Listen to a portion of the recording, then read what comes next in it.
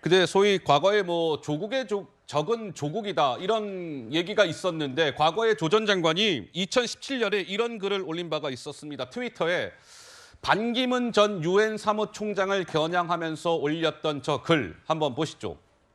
알았으면 공범이고 몰랐으면 무능이다.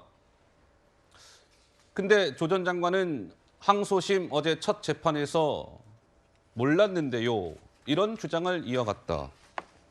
조적조가 다시금 소환이 됐습니다. 조 전 장관 측이요. 어제 법정에서 또 이런 주장도 이어갔습니다. 조민뿐만 아니라 대부분의 학생이 받은 이 스펙 확인서가 대동소이했을 것이다. 그러니까 뭐 지인들의 인적 배경을 이용해서 스펙을 만드는 활동 뭐 이런 것들을 해서 뭐 인턴십 증명서나 이런 것들을 만들었는데 그게 조민뿐만 아니라 그 시대를 살아갔던 다른 학생들이 받은 스펙 확인서도 아마 조민의 그런 것과 비슷했을 겁니다. 뭐 이런 취지의 주장을 한 거예요. 김종혁 위원장님.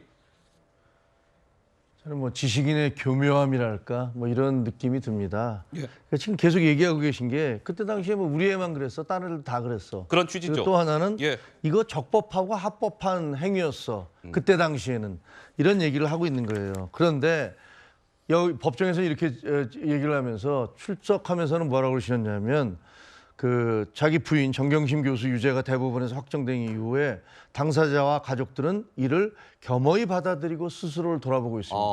만약에 대법원 확정 판결에 대해서 겸허히 받아들이면 예. 대법원은 유죄를 인정해서 4년이나 형을 내린 거 아닙니까? 그리고 1심 판결에서 조 장관에 대해서 2년형이 지금 선고됐어요. 예. 지금 항소심하고 있지만.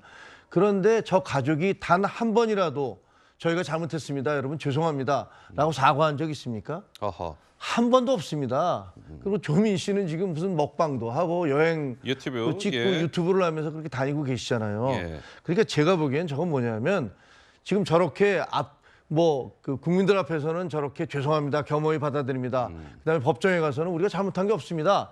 이렇게 얘기를 하면서 나중에 세월이 흐르면 저희가 언제 인정했습니까? 그건 법원의 잘못된 판결이었습니다.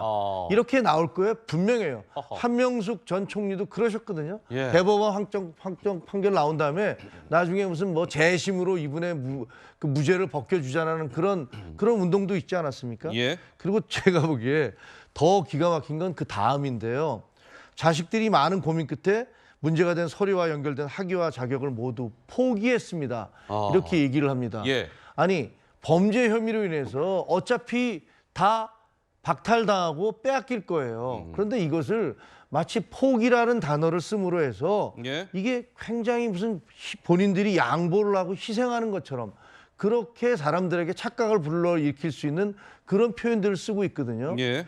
부지불식간에 저 얘기를 들으면 아, 저 포기를 했구나. 저 사람들이 안 해도 될 거를 갖다 저렇게 했구나라는 느낌을 부지불식간에 주는 거예요. 저게 지식인의 교묘함이라고 생각을 합니다. 예. 근데 그게 뭐 많은 사람을 속일 수 있을지 모르지만 모두를 다 속일 수는 없잖아요. 좀 심하다라는 생각이 듭니다. 심하다 이런 생각이 든다. 김종혁 위원장님은 그런 말씀을 주셨고 어제 재판에서 판사가 이제 피고인 조국 전 장관한테 물은 겁니다. 피고인 직업이 뭡니까? 이렇게 묻자 조국 전 장관 작가입니다. 작가입니다. 이렇게 대답을 했다라고 합니다. 작가, 글쎄요. 뭐 얼마 전까지는 서울대 법학전문대학원 교수직을 맡았었는데 파면이 됐죠. 그래서 지금 보시는 바와 같이 서울대학교에 그 조국 전 장관 방이 504호였었나 봅니다. 최근에는 504호에 조국이라는 그 명패가 사라진 모습도 볼 수 있었는데 어제 판사가 조 전 장관의 질문을 묻자 작가입니다. 이렇게 대답을 했다. 이런 보도도 있었습니다. 자, 조민 씨와 조국 전 장관 부녀의 영상이 준비되어 있습니다. 잠깐 보시죠. 아버지는 항상 제가 무엇을 하든 제가 뭘 하고 싶다고 하든 안 좋은 일이 생기든 좋은 일이 생기든 항상 제 편이셨거든요. 제가 밤에 너무 라면이 먹고 싶다고 했는데 아버지가 끓여주시겠다는 거예요. 그래서 감동했는데 곤약면을 라면에 넣으셔가지고 그때 제가 좀 충격받았거든요. 라면은 라면이어야 하는데. 자녀들 선택 존중한다 하셨는데 입시 비리혐의 사실상 부인하셨습니다. 한 말씀만 부탁드립니다. 검찰이 자녀 기소 결정에 부모 입장 반영한다고 한 거 여기에 대해서는 좀 해주실 말씀 없으실까요? 따로 하실 말씀 없으실까요? 이제 검찰의 판단이 궁금해집니다. 8월 26일이 조민 씨 공소시효 만료가 8월 26일인데 일전에 검찰 관계자가 이렇게 얘기했잖아요. 조 전 장관이 법정에서 어떻게 얘기하는지 이런 것들을 보고 조민의 기소 여부를 판단하겠다. 이렇게 얘기한 바가 있었는데 조 전 장관은 어제 항소심에서 자신의 혐의를 부인했다. 그렇다면 검찰이 조민을 정말 재판에 넘기게 될지 기소 유예를 할지 검찰의 고민이 깊어지게 될 것 같습니다. 결론이 나오겠죠. 그때 다시금 전해드리도록 하고요. 이제 제가 한 정미경 말씀을 의원님. 드리면요. 이 사건은 우리 국민들께서 기본적으로 무엇이 잘못이고 무엇이 잘못이 아닌지를 끝까지 저는 아셔야 된다고 봐요. 예. 그러려면 검찰이 원칙대로 해줘야 됩니다. 왜냐하면 만약에 여기서 원칙이 무너져 버리면 나중에 그 조국 전 장관 일가가 이 모든 판결이 다 끝났을 때 또 예. 이걸 재심 청구하고 온 동네를 다 다니면서 억울하다고 얘기할 거예요. 왜냐? 지금도 보세요. 본인들이 피해자라고 지금 계속 얘기하고 있지 않습니까?